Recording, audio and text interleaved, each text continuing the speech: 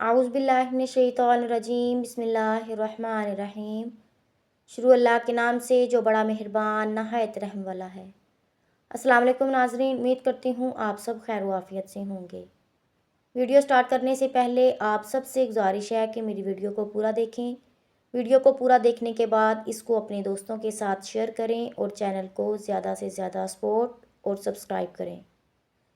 ناظرین، جب حضرت موسیٰ علیہ السلام اللہ تعالیٰ سے ہم کلام ہوئے تو اللہ تعالیٰ نے انہیں حکم دیا کہ تم فرعون اور اس کی قوم کے پاس جاؤ اور انہیں ہماری طرف بلاؤ۔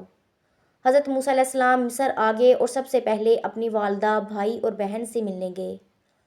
انہوں نے اپنے بھائی ہارون علیہ السلام کو خدا کا پیغام پہنچایا اور پروردگار عالم کی طرف سے جو کام ان کے سپرد کیا گیا تھا انہیں اس سے مطلع کیا۔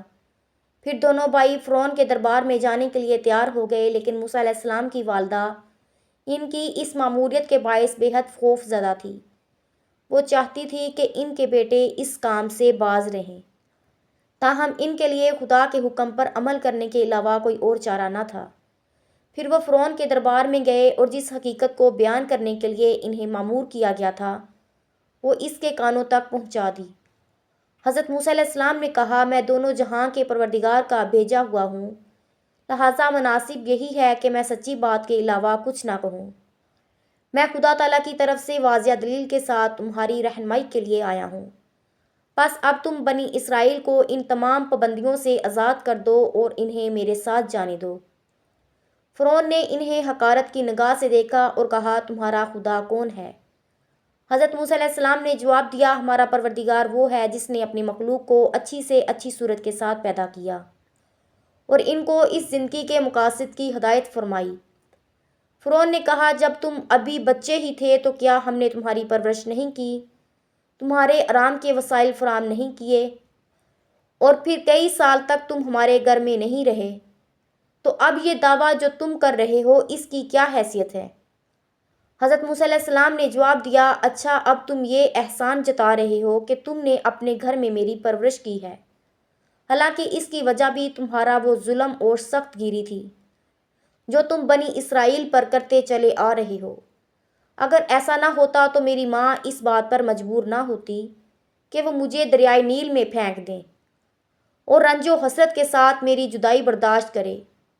فرعون نے کہا، یہی نہیں بلکہ وہ تمام احسانات کے جو ہم نے تم پر کیے اور ان کے باوجود تم نے ہمارے ایک آدمی کو قتل کیا اور اس جرم کے بعد یہاں سے فرار ہو گئے۔ حضرت موسیٰ علیہ السلام نے جواب دیا، اس دن یہ واقعہ اچانک پیش آ گیا، تاہم خدا نے مجھے اپنے خاص احسان و کرم کا مقتدر ٹھہرایا اور نبوت کی ذمہ داریوں کا بوجھ میرے کندھوں پر رکھا۔ فرعون نے کہا، اگر تم میرے علاوہ کسی اور کو اپنا خدا ٹھہراؤ گے تو میں تمہیں قید کر دوں گا، کیونکہ فرعون اور حضرت موسیٰ علیہ السلام کے درمیان یہ گفتگو عام لوگوں کے سامنے ہوئی تھی، لہٰذا اس سے فرعون کے رعب اور دبدبے میں بہت حد تک کمی آ گئی۔ تب اس نے اپنے کچھ کارندوں کو شہر کی گلی کوچوں میں بھیجا تاکہ وہ لوگوں کو اس غلط فہمی میں مبتلا کریں کہ فرعون ضروری تیاری کر کے موسیٰ علیہ السلام کے خدا سے لڑنے آسمان پر جا رہا ہے۔ اس کے علاوہ اس نے یہ حکم دیا کہ وہ ایک بہت بلند عمارت تعمیر کریں تاکہ فرعون اس پر سوار ہو کر حضرت موسیٰ علیہ السلام کے خدا سے لڑنے جائے۔ چنانچہ لوگوں کو اس غلط فہمی میں مبتلا کرنے میں وہ کافی حد تک کامیاب رہا اور لوگوں کے دلوں میں فرعون کے خدا ہونے کا یقین قائم رہا۔ ممکن ہے کہ فرعون خود بھی اپنی ان احمقانہ باتوں پر یقین رکھتا تھا، یا شاید وہ اس حد تک نادان نہ تھا۔ اس نے محض لوگوں کو بے وقوف بنانے کے لیے یہ بکھیڑا ڈالا۔ فرعون نے حضرت موسیٰ علیہ السلام سے مقابلہ کرنے اور انہیں نیچا دکھانے کے لیے دھمکیاں دینا شروع کر دیں اور کہا، اگر تم اپنے ان دعووں سے دستبردار نہیں ہوگے اور میرے علاوہ کسی اور کو خدا مانو گے تو میں تمہیں قید خانے میں ڈال دوں گا۔ حضرت موسیٰ علیہ السلام نے کہا، میرے پاس اپنی حقانیت کے بارے میں واضح دلیل موجود ہے۔ فرعون نے کہا، تمہاری دلیل کیا ہے؟ حضرت موسیٰ علیہ السلام نے اپنا عصا زمین پر ڈال دیا اور وہ اژدہا بن گیا۔ فرعون اس سے دیکھ کر حیران و پریشان رہ گیا اور کہنے لگا، کیا تمہارے پاس کوئی اور معجزہ بھی ہے؟ حضرت موسیٰ علیہ السلام نے اپنا ہاتھ گریبان میں ڈالا اور باہر نکالا تو ان کی ہتھیلی سے چمکیلی اور چندیا دینے والی روشنی پھوٹ رہی تھی۔ اب فرعون کے لیے کچھ کہنے کی گنجائش باقی نہیں رہی۔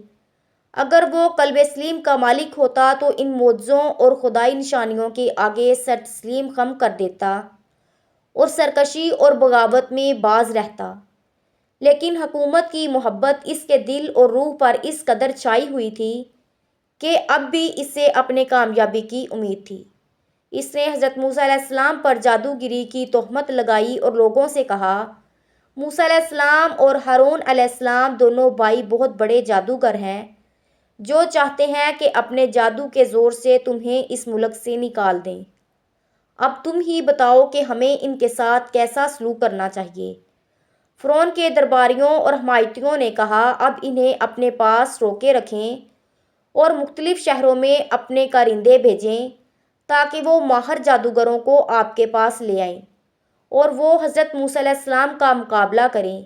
ان کی یہ تجویز فرعون کو بڑی پسند آئی اور اس نے حکم دیا کہ جادوگروں کو حاضر کیا جائے۔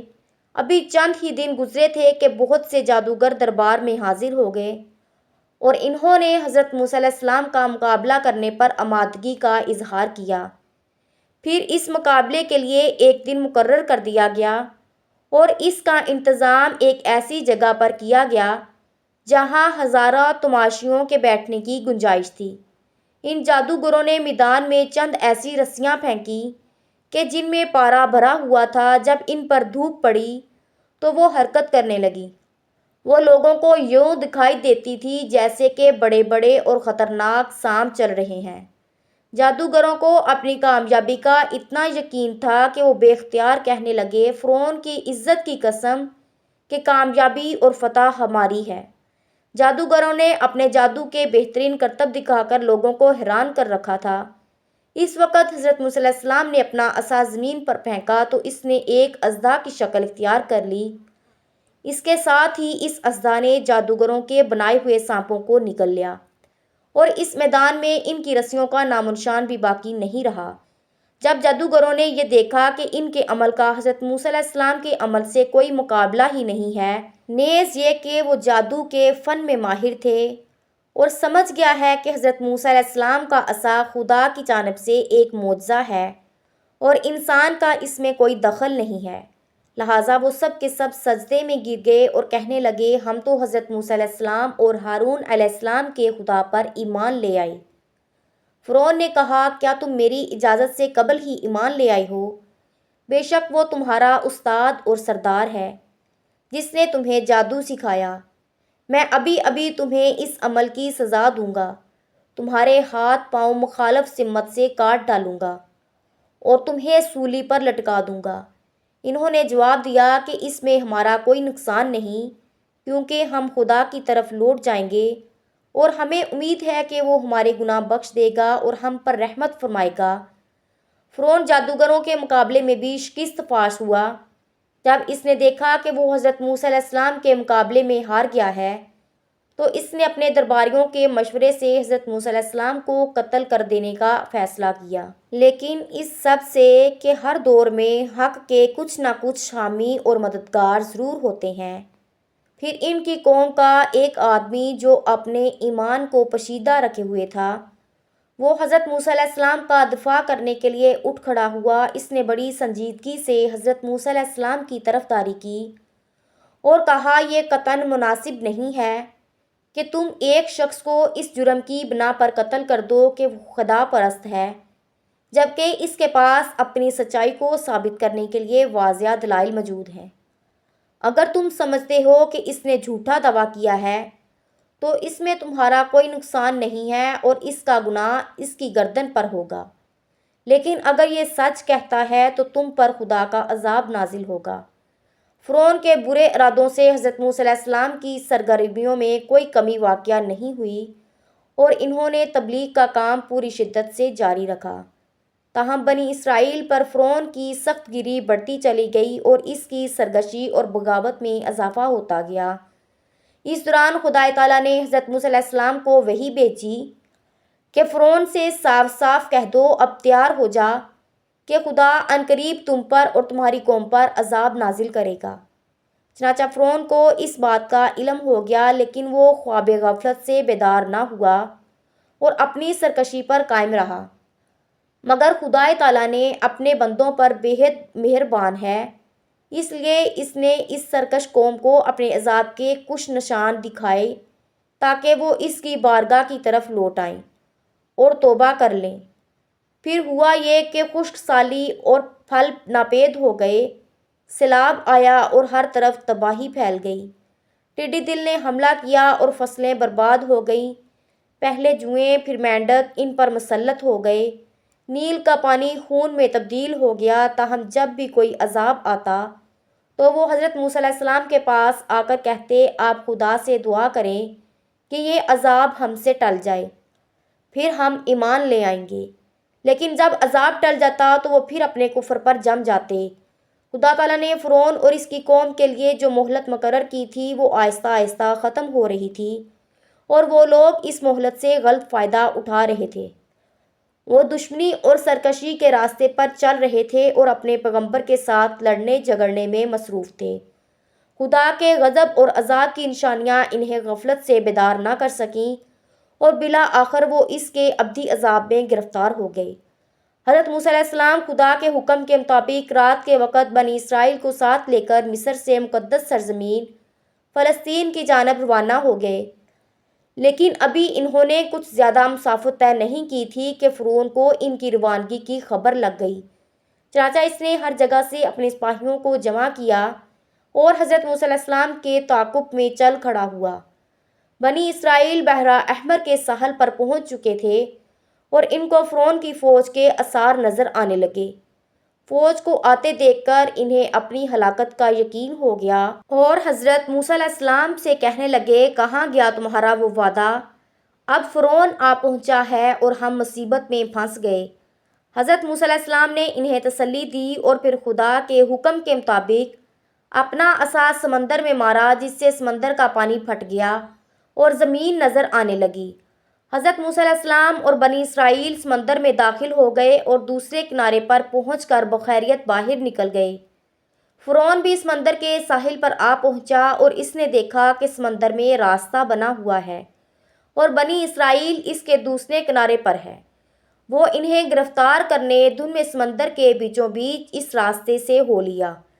فرعون کے پیچھے پیچھے اس کے سپاہی بھی سمندر میں داخل ہو گئے۔